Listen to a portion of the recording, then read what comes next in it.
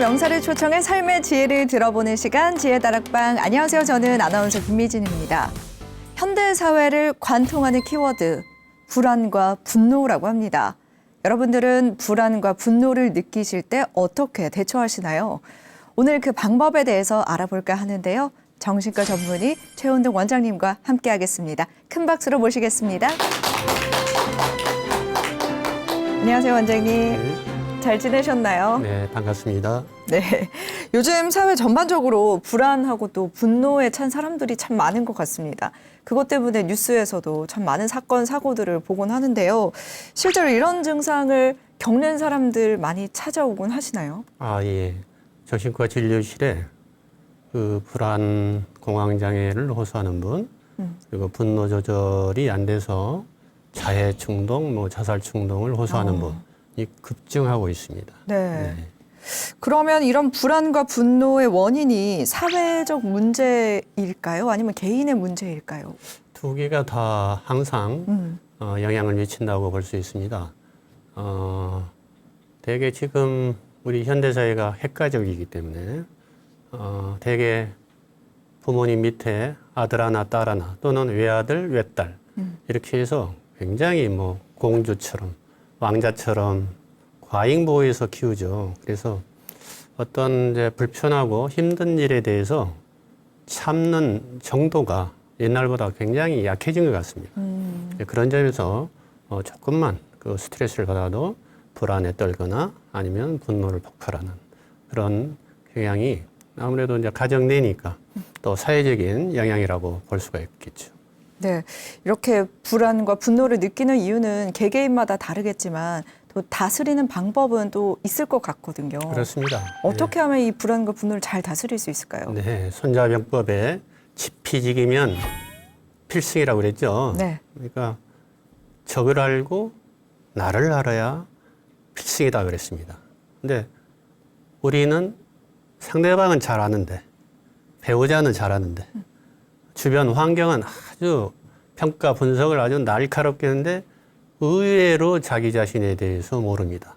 지난 시간에 그것을 주로 강조했고 불교와 명상과 정신치료가 모두 자기 자신을 잘 보고 자기 자신을 잘 이해하는 그러한 방법이라고 말씀드렸듯이 이번에도 분노와 불안이 어떻게 해서 내 안에서 일어나는가를 잘 알면 분노와 불안에 대해서 정체를 파악하면 다스리는 방법도 저절로 나오리라고 생각합니다. 오늘 강의 귀 기울여서 잘 들어보도록 하겠습니다. 큰 박수로 강의 청해 듣도록 하겠습니다. 네, 감사합니다. 불안과 두려움은 사실은 우리의 몸과 마음의 경보 시스템이에요. 분노나 불안도 마음대로 되겠습니까? 생겨난 것도 내 마음대로 안 생겼고 없애는 것도 마음대로 안 돼요. 그런데 마음을 잘 쓰면 또 그것을 극복할 수 있는 삶이 펼쳐집니다. 불안과 분노라는 정체를 파악하기 위해서는 우선 관계를 봐야 됩니다. 그 마음의 고통을 해결하기 위해서 불교도 생겨난 것이고 명상 수행도 있는 것이고 정신치료도 있는 것이지 삶을 돌아보고 자기 자신을 돌아보게 됩니다. 비로소 자기 성찰할 기회가 생기는 것이죠.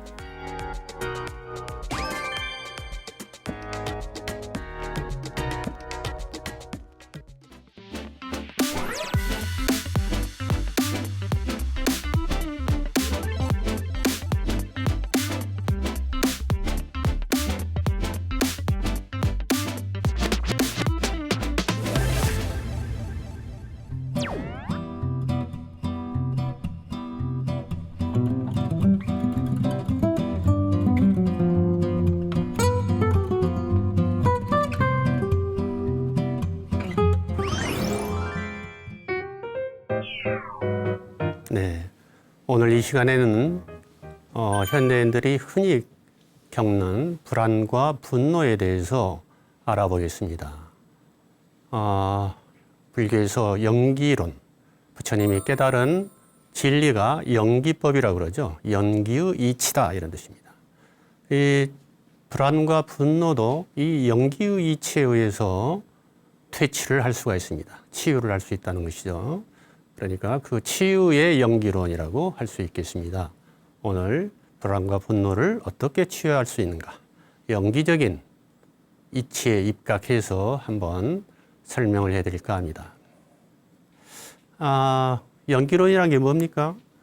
조건적인 발생이라고 했습니다. 원인과 조건을 알면 현재의 어떠한 결과를 이해할 수가 있다. 다시 말해서 마음의 병은 결과 아니겠습니까? 이 결과에 대해서, 마음의 고통에 대해서 그 생겨난 배경과 원인과 조건을 알면 어떻게 될까요? 결과도 해결할 수 있다. 이게 치유의 연기론이 되겠습니다. 똑같죠? 부처님의 말씀이나 현대 정신치료의 그 치유 기제가 일치합니다. 그래서 부처님이 얼마나 2600년 전에 벌써 이 현대 정신의학이 터득한 내용을 깨달으시는지 그 연기의 이치가 대단한 진리다. 왜냐하면 그때 깨달은 진리와 현대 과학이 입증한 진리가 다르다면 그것은 진리라고 할 수가 없죠. 그래서 연기의 이치는 진리라고 할 수 있습니다. 그래서 불교 경전의 곳곳에서 연기의 이치가 곧 진리고 연기법을 깨달은 자는 붓다를 본다, 부처님을 본다 이렇게 말씀을 하셨죠. 자, 우리가 살아가면서 마음대로 안 되죠. 뭐 분노나 불안도 마음대로 되겠습니까? 생겨난 것도 내 마음대로 안 생겼고 없애는 것도 마음대로 안 돼요. 그런데 마음을 잘 쓰면 또 그것을 극복할 수 있는 삶이 펼쳐집니다. 이게 참 묘합니다. 이 마음이.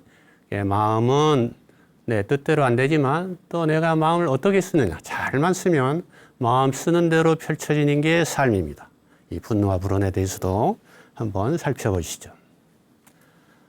연기론은 굉장히 중요하기 때문에 다시 한번 강조를 해드립니다. 불교의 보편적인 이야기는 이것이 있으므로 저것이 있고 이것이 사라짐으로 저것이 사라진다. 이것이 생겨나면 저것이 생겨나고 저것이 없어지면 저것도 사라진다 이런 뜻이에요. 즉 원인에 의해서 결과가 생기고 원인을 해체시키면 결과도 해결된다. 간단하죠? 근데 이게 그냥 A 대 B 이렇게 단순한 인과관계가 아니기 때문에 우리 삶이 칡넝쿨처럼 엉클어졌기 때문에 A와 B 이 두 개의 단순 인과로 성립이 안 돼서 이 연기의 이치가 조금 어려워집니다. 그래서 부처님도 그런 말씀을 하셨죠. 안한전자가 연기의 이치가 분명하고 간단 명료하다. 이렇게 연기의 이치를 자기 나름대로 터득하고 말씀드렸더니 그런 소리 말라. 연기의 이치는 매우 다중적이고 굉장히 복잡하단다. 이런 말씀을 하셨어요. 실제로 그렇습니다. 우리의 삶이 그렇게 굉장히 여러 요인에 의해서 어떤 결과가 발생하기 때문에 굉장히 다중적이고 심층적이다. 그래서 심층적인 분석이 사실은 필요합니다. 불안과 분노라는 정체를 파악하기 위해서는 우선 관계를 봐야 됩니다. 내 내면에서 올라오는 감정들, 부정적인 감정들이지만 사실은 관계에서 발생하는 것입니다.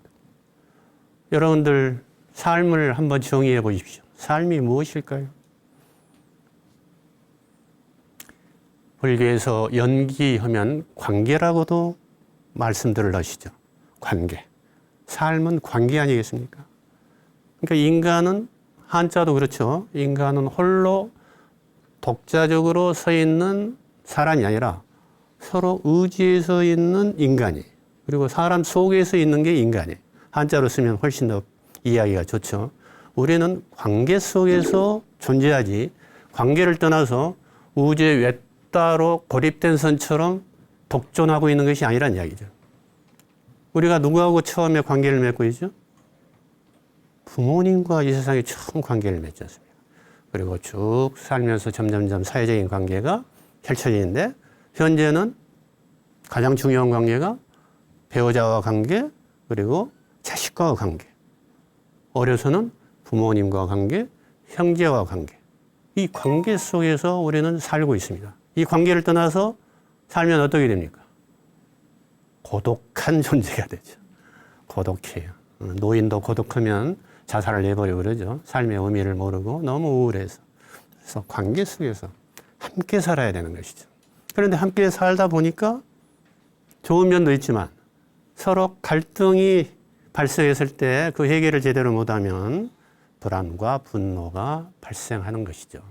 그래서 연기적인 사유란 것은 관계의 사유다. 이렇게 이야기도 할 수 있습니다. 자, 연기로는 더 쉽게 설명을 드리면 부처님의 깨달음은 무엇에 의해서 가능할까요?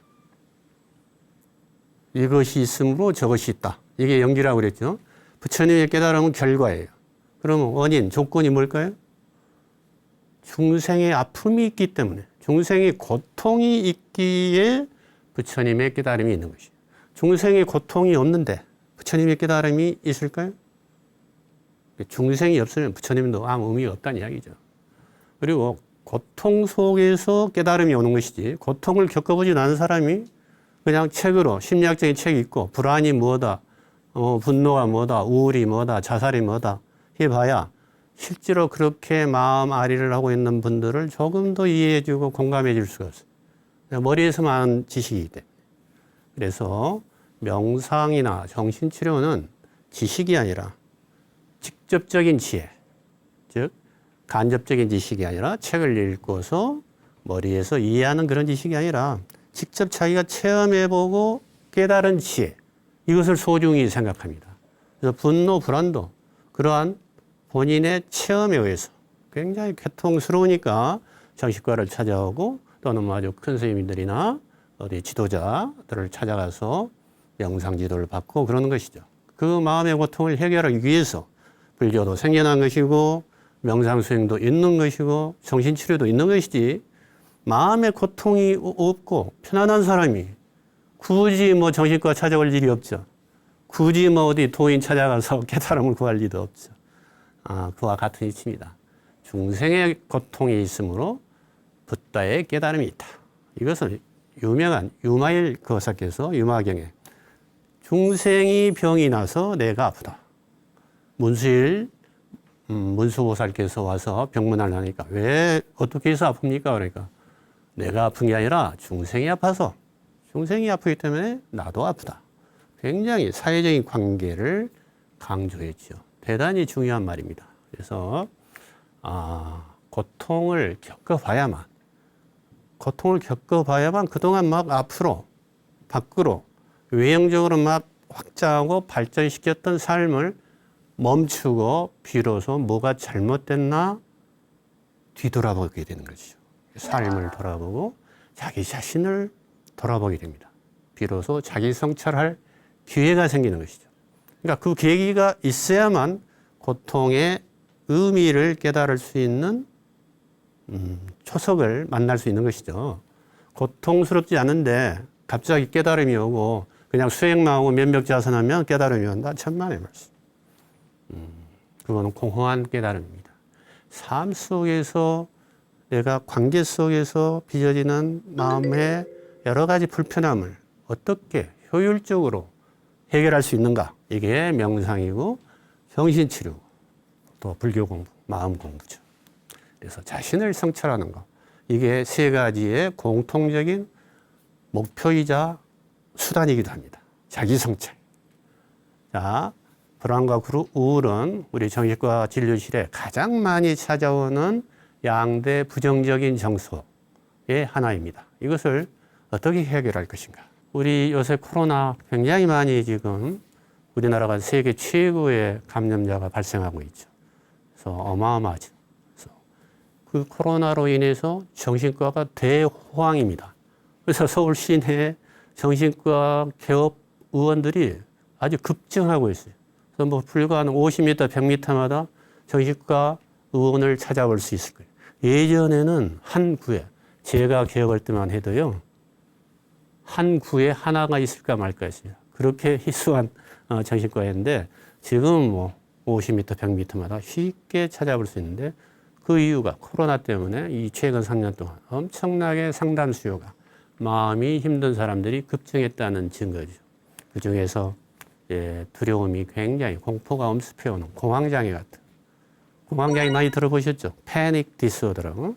공황장애가 요새 뭐 유행어죠. 그리고 외상후 스트레스 장애, 뭐 세월호나 여러 가지 이 코로나도 마찬가지입니다. 코로나로 인해서 스트레스를 강력하게 받으면 그 스트레스 후유증에 시달리는 것이죠.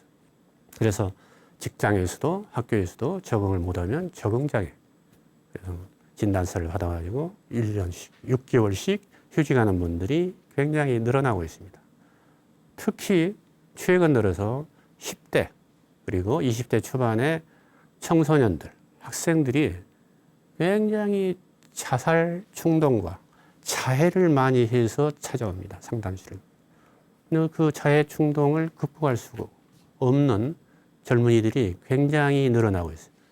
아까도 말씀드렸지만 가정에서 과보했는데 조금만 힘들고 불편한 상황에 노출이 되면은 그 스트레스를 감당을 못하고 이렇게 살 바에는 죽어버리는 게 낫겠다. 이런 식이란 말이죠. 그러니까 직장도 마찬가지예요. 굉장히 좋은 직장을 스펙이 좋으니까 또 공부도 잘했기 때문에 우수한 성적으로 들어갔는데 한두 달 만에 퇴사를 해버립니다. 아이고, 나 이렇게 힘들게는 살지 못하겠다. 이런 청년들도 굉장히 급증하고 있습니다. 그래서 이 불안이나 우울, 먼저 불안을 한번 살펴보겠습니다. 불안의 연기론, 불안의 정체를 우리가 좀 깊이 이해할 필요가 있는데요. 불안하고 가장 비슷한 정서가 뭐죠? 두려움, 공포잖아요. 그러니까 불안과 두려움은 사실은 우리의 몸과 마음의 경보 시스템이에요.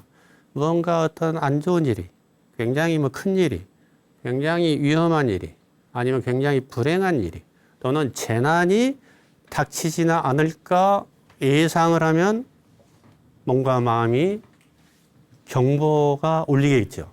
그게 바로 불안입니다. 불안이고 두려움이죠. 그래서 몸으로는 자율신경계에 여러 가지 반응들이 일어나죠. 손발에 식은땀이 일어날 수도 있고, 손발이 떨릴 수도 있고, 경련이 일어날 수도 있고. 막 불안하고 두려우면 어떻게 됩니까? 덜덜덜덜 떨잖아요. 그 이제 몸에서 자율신경계가 그렇게 반응을 해버려요. 그리고 면역계에서는 면역 시스템이 굉장히 저하가 돼버려요. 그래서 쉽게 여러 가지 병, 감기, 코로나 이런 것에도 쉽게 감염이 됩니다. 그리고 여러 가지 내분비계나 심혈관계에도 영향을 미쳐서 혈압도 증가하고 맥박수도 빨라지고, 그리고 마음은 굉장히 안정감을 잃어버리고, 그래서 누가 봐도 저 사람은 불안하구나. 뭔가 마음이 쫓기는 것 같고 편안하지 못하고 안정되어 있지 못하구나. 이것을 느낄 수가 있죠. 이 행동상의 변화도 오는 것이죠. 자, 그러면 이 불안과 두려움의 정체를 조금 더 깊이 들어가 보겠습니다. 여러분이 항상 제가 지금 이야기한 것은 공허한 메아리예요. 그냥 하나 또 하나의 어떤 정보를 입수한 정도에 지금 그쳤습니다. 근데 지금 우리 강의의 전체적인 맥락의 주제가 숙고하는 것입니다. 숙고. 자기 자신이 언제 불안하고 두려운지 잠깐만 여러분들 눈을 감고 한번 생각해 보는 시간을 갖겠습니다. 한 10초만 눈을 한번 감아 보시고, 나는 언제 불안하고, 언제 떨리고, 언제 두려워하는가. 불안과 두려움을 한번 직면해 보시고, 연상해 보세요. 내가 어떤 삶 속에서, 어떤 상황 속에서 불안하고 떨렸는가. 지금은 불안하지 않는가. 지금은 무엇을 두려워하는가.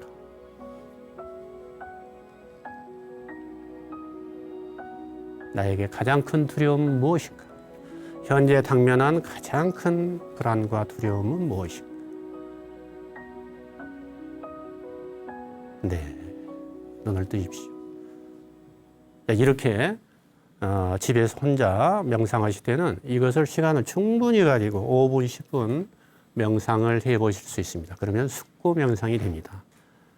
자, 우선 두려움의 정체는 대개 불안과 두려움은 미래에 대한 어떤 걱정이죠. 그렇지 않습니까? 다시 말해서 미래에 내가 뭔가를 실패할까 봐, 실수할까 봐 그런 두려움이 많지 않습니까? 자, 시험 공포 뭡니까? 시험도 두려움이 있죠. 시험 공포, 입시 공포. 내가 시험에서, 중간고사에서 또는 입시라는 큰 시험에서 내 성적을 제대로 내 실력을 발휘하지 못하고 실패할까 봐. 실수해서 점수가 안 나올까 봐. 이런 것을 두려워하잖아요. 그러니까 뭔가에 대한 실패를 상정하고 두려워하는 게 많죠. 근데 이 두려움에 대한 실체가 꼭 미래에 대한 실체만은 아닙니다. 어떤 관계가 있다고 그러죠? 옛날에 상처와 관계가 있습니다. 어떤 상처가 있나요? 과거에 실패한 상처가 있어요. 과거에 실수를 하고 실패했을 때 어떤 경험이 있단 말이죠. 그 경험이 뭘까요? 어려서 장난하다가 중요한 물건을 깨트렸다. 부모님이, 엄마가 어떻게 했을까요? 엄청나게 고함을 지르고 야단을 쳤겠죠. 이 귀한 화병을 깨트리다니 뭐. 그러니까 날선 고함과 야단, 체벌 이런 것들을 받아본 경험이 있어요. 그러니까 어리면 어릴수록 그때 그 사랑만 받다가 처음으로 야단을 받았을 때 그 아이의 마음으로 돌아가 보세요. 얼마나 아이가 우리 부모가, 우리 할머니, 할아버지가 끔찍하게 나를 예끼시다. 이렇게까지 표현해서 나를 야단치고 체벌을 가하시다. 엄청난 상처를 받아 트라우마가 되어버리더라. 그러면 어떻게 됩니까? 지금까지 그냥 왕자처럼 공주처럼 신나게 크다가 갑자기 위축이 되어버리죠. 그 다음에는 어떻게 되죠? 뭘 하려고 해도 눈치를 보기 시작하지 않습니까? 눈치를 보기 시작합니다. 그게 바로 불안, 두려움이죠. 이게 이제 자라서도 앞으로 어떤 일이 잘 내가 수행을 할 수 있는지 없는지 그러한 실패에 대한 방어를 미리서 경보 사인을 울리는 게 바로 공포요, 두려움이죠. 이해가 확실하게 됐습니까? 그리고 뭐니 해도 가장 큰 두려움은 죽음이죠. 모든 존재들의 기본 바탕에는 이 존재가 무너질까 봐 죽음에 대한 두려움.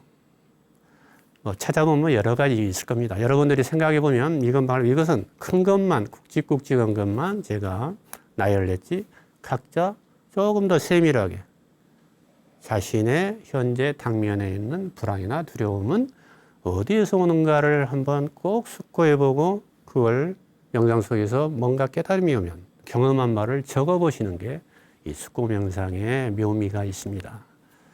자, 분노. 이제는 분노를 한번 가지고 살펴볼 시간이 됐습니다. 자, 우리의 마음을 편치 못하게 하는 두 가지 정서가 뭐라고 했어요? 불안과 사실은 우울이라고 그랬어요. 근데 이 분노는 우울과 밀접한 관계가 있습니다. 또 관계가 나오죠. 이 관계를 살펴보지 않으면 문제가 해결이 되지 않습니다. 그러니까 분노나 불안을 내 안에 어떤 감정 하나로 생각해 버리면 이것은 문제를 해결할 수가 없어요. 연기의 이치라는 것은 무엇에 의해서 무엇가 발생한다. 어떤 조건에 의해서 내가 분노가 일어나는가. 이게 분노의 연기론이죠. 또 한 번 눈을 감고 생각해 보시겠습니다. 어떨 때 내가 화가 나는가. 잠깐만 살펴보세요. 나는 주로 어떨 때 화를 내는가. 어떨 때 가장 속이 상하는가. 어떤 상황에서 가장 나는 화를 참지 못하는가. 어떤 경우는 화를 좀 참을 수 있는데 어떤 경우는 화를 참을 수 없는가. 이런 것들을 한번 잠깐 생각을 정리를 해 보시기 바랍니다. 그래야 이 강의가 생동감이 있게 여러분에게 전해질 것입니다. 혹시 여기 청중분들 화 안 내는 분 계십니까? 화를 마스터한 분 계십니까? 나는 본래 화라는 거 모른다. 이런 분도 계세요, 드물게. 그러니까 화라는 것을 꼭 나쁘다고 생각할 필요가 없어요. 이게 지금 굉장히 상식이 잘못된 겁니다. 화는 안 좋은 것이고 화를 내서는 안 되고 화는 무조건 참아야 되고 화내는 사람은 무식하고 야만이고 이렇게 해버리면은 그 도덕은 되지만 치유는 될 수가 없습니다. 화는 억압해서 참는다고 참을 진짜 수백 번 수만 번 쓴다고 해서 화가 해결되는가? 아니거든요. 나는 언제 화가 나는가? 이것을 잘 봐야 됩니다. 우울이라는 정서는 울체됐다 이거죠. 내 안에 가득 이렇게 가두어져 있다. 무엇이? 근심, 걱정이. 사실은 분노, 화가 쌓여 있다 이겁니다. 화병 여러분 아시죠? 화병. 네. 우리나라의 문화병이라고 외부에서 정신과 그 교과서에 소개된 병명입니다. 주로 우리나라하고 동양 문화에만 고유한 병이 화병이에요. 다른 문화에는 별로 없다고 그래요. 그러니까 신기하다. 너 한국에서 왔던 거, 화병. 화병이 나라에서 왔구나. 뭐 이런 식이었죠. 화병이란 게 뭡니까? 대개 이제 우리 부모님들 중에서 가정주부들이 시어머니나 남편에게 제대로 자신의 주장이나 감정을 표현 못하고 쌓아두면은 그게 10년, 20년 가면 화병 여러 가지 신체적인 증상이 일어납니다. 꼭 갱년기 증상 같은 몸에서 열감이 올라오고 가슴에 뭐가 돌멩이나 바위덩어리가 얹혀진 것처럼 가슴이 답답하고 소화도 안 되고 여러 가지 신체적인 신경성 증상들이 있는데 병원에 가서 진료를 해보면 가슴사진 찍어도 폐사진 찍어도 머리 아파서 가도 머리사진 찍어도 아무 증상이 없어요. 원인을 발견할 수 없어요. 그럴 때는 이제 심리적인 원인에 의해서 생긴 병이다. 그래서 이제 화병. 그래가지고 마침내 한의원도 뭐 여러 가지 방법을 다 써보다가 한 3년쯤 후에 고생하다가 정신과에 딱 옵니다. 그러면 한 방에 나와버리거든. 하루 이틀만 약 먹어도 금방 좋아져요. 그 상담 조금만 받아도 금방 속이 후련해가지고 눈물바람 흘리고 나서 아이고 이렇게 개운해졌어요. 이런 분들이 의외로 많아서 예전에 제가 서울에서 경험할 때 명의소리를 들은 게 이 화병을 잘 다스려서 그래요. 이 중년 아줌마들이 오면은 나하고 면담을 하면 5분 만에 눈물을 흘리거든. 그만큼 내가 잘 그것을 다스려주고 타치를 해주니까 그렇게 된 것이죠. 그래서 분노는 조절이 안 되는 것은 분노에 대해서 알지 못하기 때문에 분노가 났을 때 분노에 대해서 관심을 가지고 분노가 어디서 비롯되었는가를 정확하게 본인이 한번 살펴보아야 됩니다. 그래서 분노 속에는 여러 가지 바람이 있어요. 바람. 욕구가 있다 이거지. 어떤 욕구가 있을까요? 상대방으로부터 존중받고 싶은 욕구. 인정받고 싶은 욕구가 있는데 상대방이 무시하면 어떻게 됩니까? 엄청나게 화가 나잖아요. 무시란 게 뭐예요? 나를 존중하지 않았다 이거죠. 나를 중요한 사람으로 괜찮은 사람으로 인정을 해주지 않는 것을 무시하니 그냥 무시하겠다 이렇게 넘어가지 말고 정말로 나는 존중받고 싶은 욕구가 내 마음속에 있구나. 그게 짓밟힐 때 나는 도저히 못 참구나. 이것을 명료하게 알아야 그것을 명료하게 알면은 절반은 해결이 돼요. 분노가. 내가 또 상대방이 약간 무시하는 언행을 보이면 내가 또 화가 나겠구나. 미리 알아차리고 있으면 어떻게 돼요? 조금 좀 대범하게 넘어갈 수 있지 않겠습니까? 제가 주례사 할 때 가장 중요한 단어 하나를 딱 이야기합니다. 뭐 사랑이나 뭐 용서나 이런 것들은 다 다른 주례사에서 들어봤을 텐데 나는 오늘 존중을 이야기하겠다. 반드시 상대방을 서로 존중해라. 내가 꼭 그렇게 이야기합니다. 존중받지 않으면 정말로 견딜 수가 없습니다. 그래서 존중받고 싶은 욕구가 나에게 얼마나 많은지 그것을 알아야 돼요. 그래서 분노 속에는 항상 뭐가 도사리고 있다. 분노가 화나 분노로 끝나는 게 아니다. 우리는 그냥 분노면 분노, 화면 화해서 화를 그냥 무시하고 화를 부정적인 정서로만 봤지만 분노 속에 이런 것들이 들어있다고 생각하면은 분노를 통해서 깨달음이 온다는 얘기죠. 나에게 이러이러한 욕구가 있구나. 이 깨달음이 있어야 분노가 사라지죠. 안 그러면 분노 참기만 해가지고 그렇게 되겠습니까? 안 되죠. 그냥 도덕, 준법은 되겠죠. 그러나 분노가 근본적으로 해결되지는 않습니다. 그래서 분노 속으로 들어가 봐야 됩니다. 분노 속으로. 그러니까 시간이 없으니까 여러분 반드시 이 강의 끝나면 눈을 감고 명상 속에서 내가 화가 났을 때 그 장면을 떠올리세요. 내가 최근에 하루 또는 일주일 또는 한 달 내에 없으면 굉장히 훌륭한 분이지만 1년 내에 찾아보셔야 돼요. 없으면 어린 시절까지 쭉 훑어서 내가 얼마나 화가 나고 참을 수 없는 상태에 빠졌는지 그 상황을 떠올려서 그때 내가 내 마음속에 무엇이 그렇게 분노로 이렇게 변환이 됐는지. 이게 바로 연기예요. 분노의 연기. 연기의 이치가 이렇게 자명하단 말이죠. 이 연기 이치를 분노에다 적용을 안 하고 그냥 교과서에 경전 속에 불교 교리대학에서 연기론 해버리면 삶과 아무 의미가 없는 불교 이론에 불과하죠. 부처님만 깨달은 그런 진리가 되고 말이죠. 근데 여러분이 삶 속에서 분노 또는 불안 속에 시달렸을 때 그 배경과 상황을 문맥이라고 그러죠. 문맥을 읽어야 돼, 문맥. 단어와 단어, 문장과 문장만 읽을 게 아니라 전체적인 맥락, 전체적인 관계, 흐름을 이해해야 된다는 이야기죠.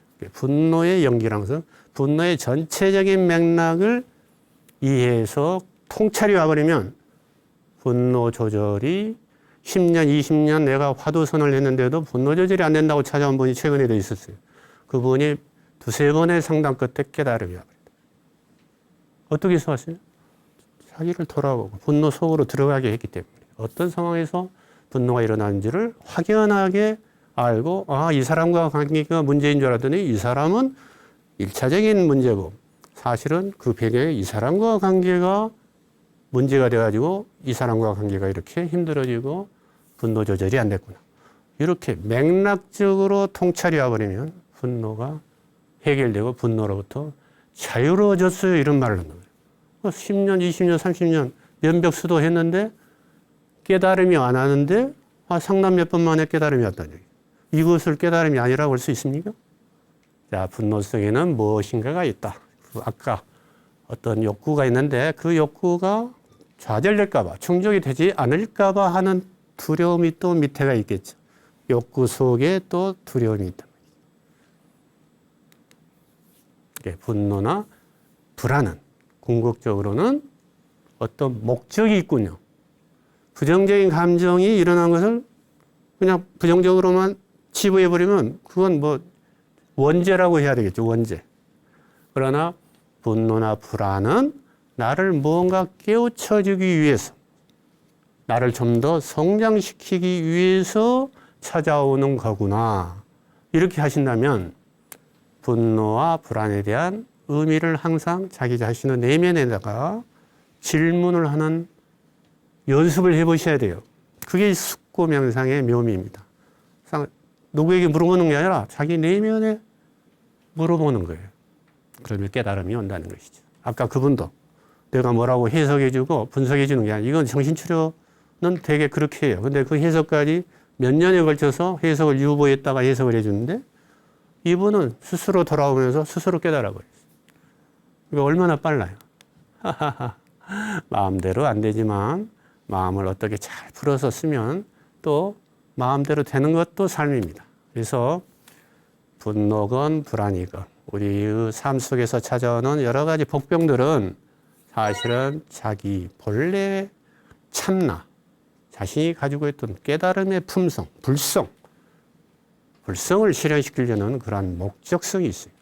그래서 우리의 욕구의 가장 높은 단계의 욕구, 기본적인 생존 욕구나 여러 가지 사랑받고 싶은 욕구 이런 것을 다 해결하고 나서도 모든 정신적인 물질적인 욕구가 다 충족되었어도 뭔가 마음속이 허전하고 비어있다면 이것은 영적인 욕구가 남아있는데 그 영적인 욕구란 게 바로 자기 실현 욕구예요. 진정한 자기, 진정한 나는 누구인가, 즉 불성을 추구하는 그러한 욕구가 가장 최후에 남는다는 이야기죠. 그 이야기를 다음 시간에 한번 해볼까 합니다. 여러분 경청해 주셔서 감사합니다.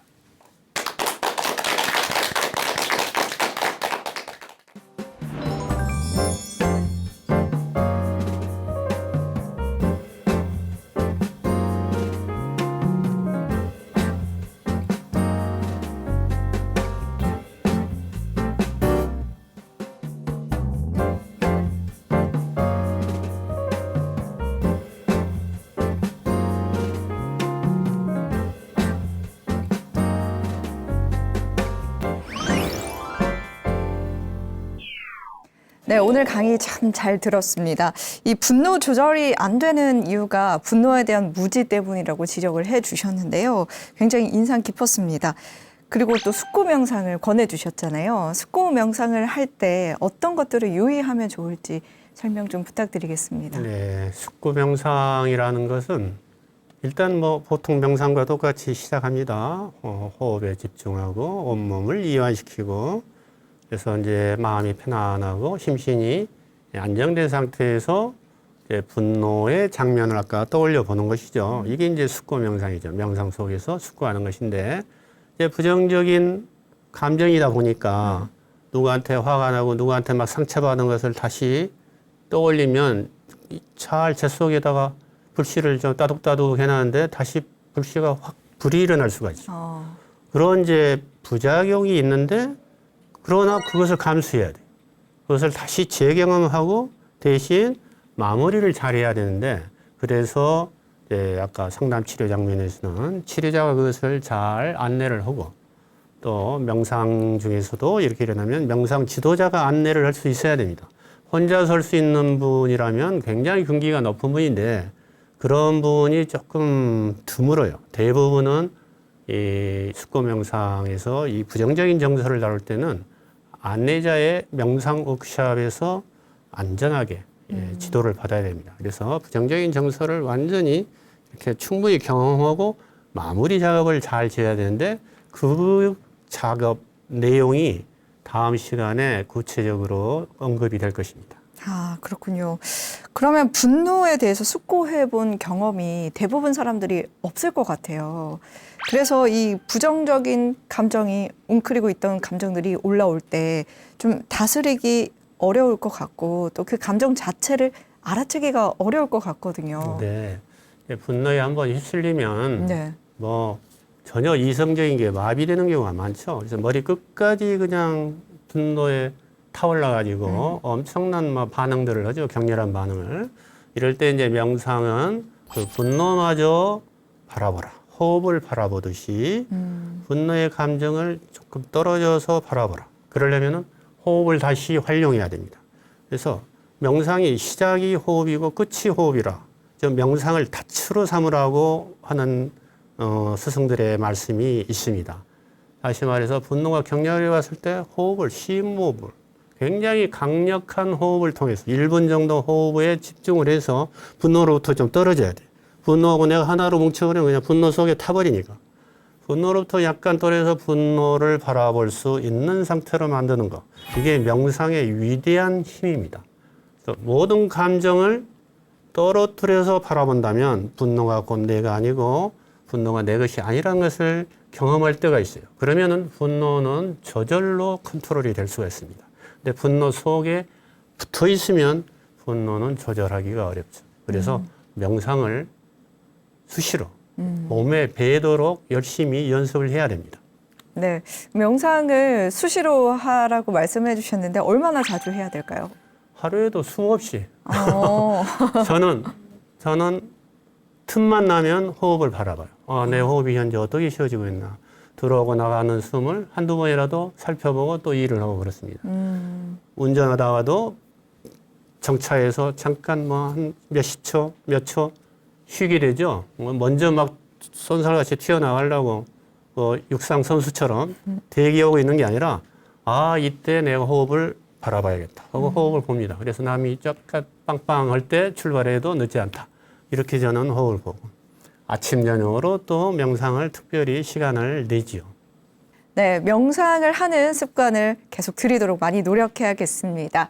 오늘 준비한 소식은 여기까지고요. 다음 주 이 시간에도 더 알찬 내용으로 찾아뵙도록 하겠습니다. 함께해 주신 여러분 고맙습니다.